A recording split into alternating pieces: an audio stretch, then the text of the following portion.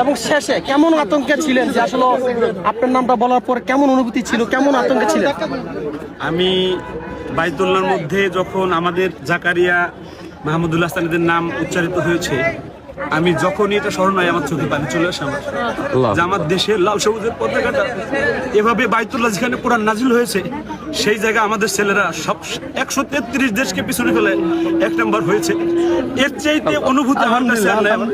আমার কাছে আমি এই জাকারিয়ার বাবা 17 দিন একাধারে রোজা রাখছে, 10 ঘন্টা একাধারে হযরত আসাদের সামনে সেজদায় পড়ে রয়েছে, উনি চুমা দেশে প্রতিদিন কান্নাকাটি করছে। একটা বিশ্বজয় যে কিভাবে আসে এটা মিডিয়ায় যারা দেখবেন তারা বুঝবেন না। মেহেরবানি করে আপনাদের কাছে আমার অনুরোধ যে আপনার কলিজার টুকরা সন্তানকে এমন শিক্ষা দিয়েন না যেই শিক্ষা দিলে আপনার সন্তান আপনাকে বৃদ্ধাশ্রমে রেখে আসবে। আপনার সন্তানকে এই কোরআনের শিক্ষা দেন। এই কোরআন আপনার সন্তানকে আপনাকে এই দুনিয়ায়ও ভালো রাখবে, আখেরাতে আপনার সন্তান সহ আপনাকে জান্নাতে আল্লাহ রাব্বুল আলামিন পথ দেখাই দেবে ইনশাআল্লাহ। ভাইয়া তুমি একটু সামনে আসো, একটু একটু একটু একটু লাস্ট একটু কষ্ট করে একটু তোমার কেমন লাগতেছে এখন?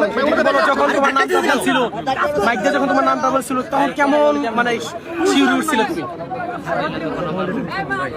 এই আনন্দ তো আর ভাষায় প্রকাশ করা সম্ভব না।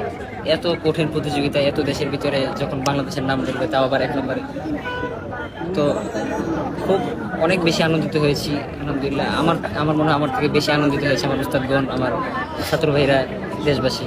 সবার কাছে দোয়া চাই আল্লাহ তাআলা যাতে আমাকে ভালো আলেম দায়ী বানায়।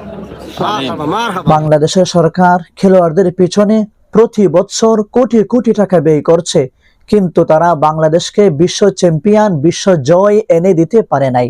কিন্তু কোরআনের পাখিরা প্রতি বছর বাংলাদেশকে বিশ্ব চ্যাম্পিয়ন, বিশ্ব জয় উপহার দিচ্ছে, কিন্তু সরকার এই ব্যাপারে কোনো মনোযোগ নেই। তাদের পিছনে 1 টাকা খরচ করতে পারে না, তাদেরকে সম্মান দিতে পারে না। সত্যি আমরা হতভাগা এমন সরকার পেয়ে।